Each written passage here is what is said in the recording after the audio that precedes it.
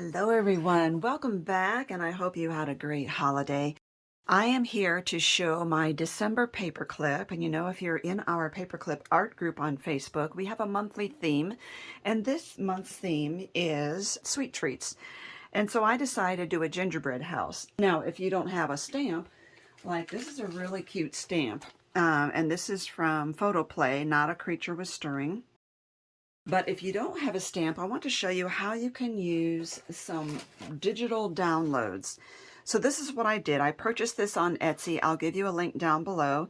If you're purchasing a download, you want to make sure that it's a PNG and it's colored, because if it's just a black and white image, you would have to color it in. If it's an SVG, that's a cut file for your Cricut and your Cameo and your Brother Scan and Cut, etc. This has several files, so it is a cut file and a PNG, I believe. So here's the PNG, and I just opened a Word document and put it on here 4 times. This is actually, I enlarged it first, and then I copied and put it out here to make this. Now, isn't that cute? Now, this has layers, and we're going to show you how to take this and make it more interesting into this. So I don't actually need all 4 of these. What I'm going to do is cut out 2 in their entirety, and that is to give me a real firm, solid base. I'm going to use my fussy cutting scissors, which is my cutter bees, and these are in my shop. And then on a third one of these, I'm going to cut out just the snow, but when I cut out the bottom snow, I'm going to include the door. Okay, so I'm going to do that part off camera. All right, so now I have 2 of those cut. I'm going to just use that for firmness. I think it's going to help to give me a stronger base. And then I have the bottom layer and the base and the frosting here with the door. That will get elevated, this will get elevated, and this will get elevated. So let's go ahead and glue these together.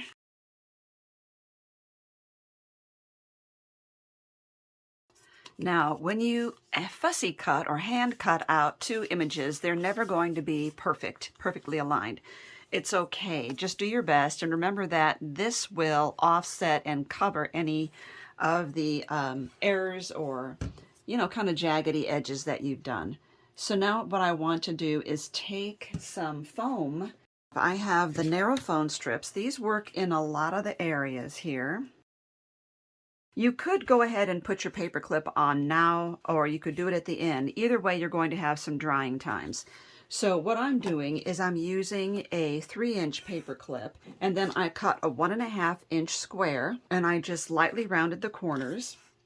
That is going to cover my paper clip. So what I'm going to do is to take this. I'm using the Beacon Power Tack because you want to make sure that you are using something that is nice and permanent when you're using paper clips. And so make sure you have the double loops down at the bottom.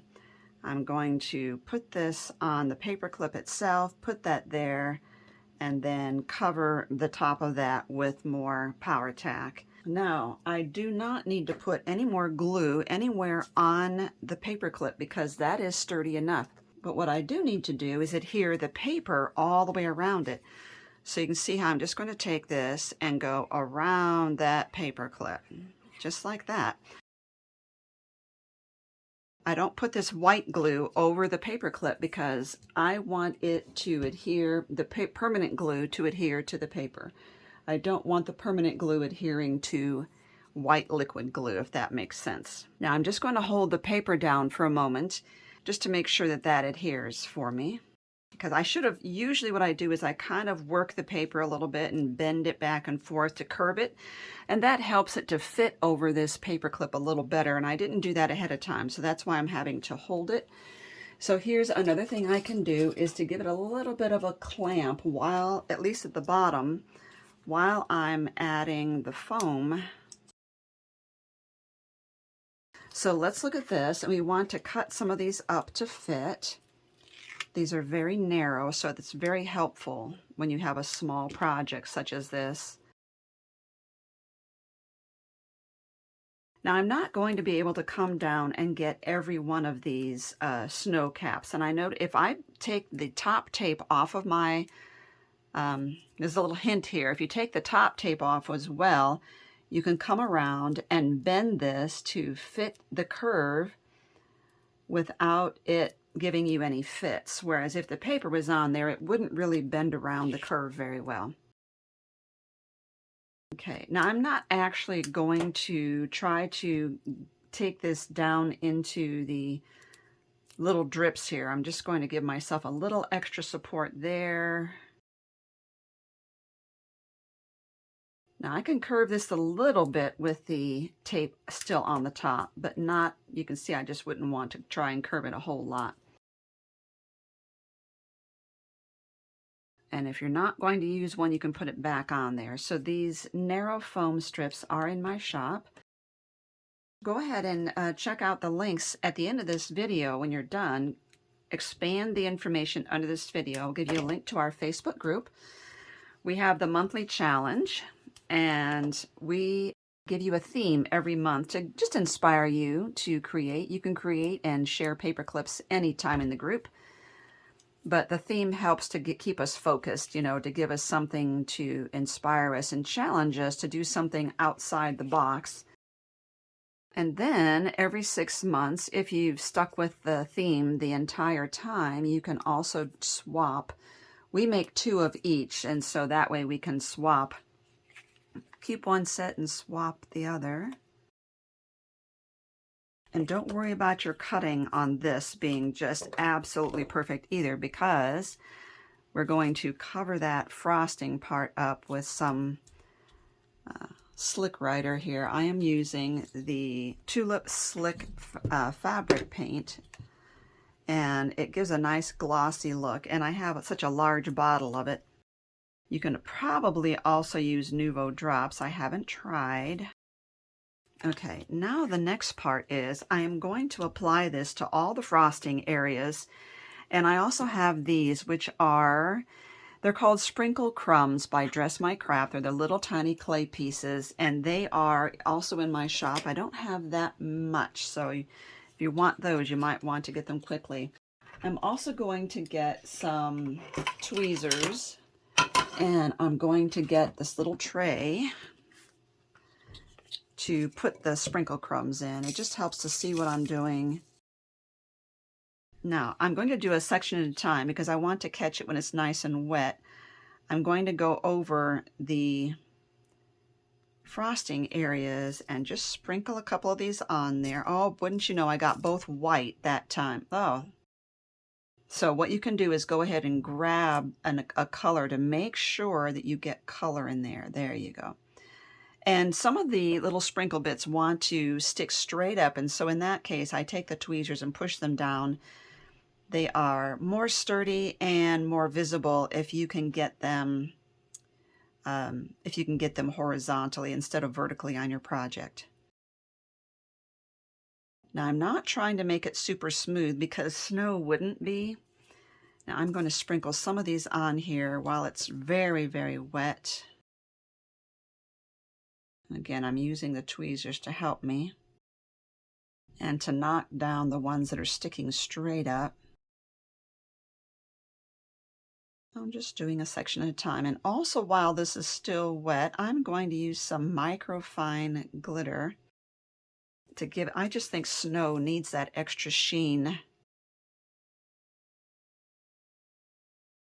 After a while, that starts to stick to your tweezers, so make sure you clean the tweezers off.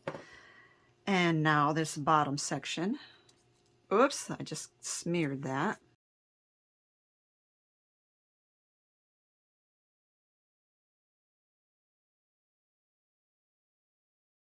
There we go. If you see any spots that really look like they could use one, just pick one out and grab it and put it in there. That is perfect. Let's set this aside, and I'm going to get my microfine glitter out. And I have those little tiny spoons for doing glitter, and I have misplaced my spoon. So what I'm using, I found this. This is a really, really tiny scoop, and it's way too tiny. I don't even know where this came from. Another thing you could do is just dip your whole project in there. But since the paper clip itself is not perfectly glued on, it's not, you know, it hasn't been 24 hours yet, I don't want to risk getting too much glitter down into the paper clip. So now I'm just going to tip it and lightly, remember this is not permanently adhered, I'm going to hold on to this to tap it. There we go. Isn't that gorgeous? Now I'm going to get a close-up of this for you with the other one, and we can see them together. Okay, so let me zoom in. Now, hope you could see all that sparkly glitter on there. It is so fun. So one more thing, you may notice these little candy pieces right here. These are also in my shop. I'm going to add a couple of those right on the candy cane sides here because it just adds so much to it. And so let me grab, I'm going to use gem tack to adhere these. You could also use the power tack for that.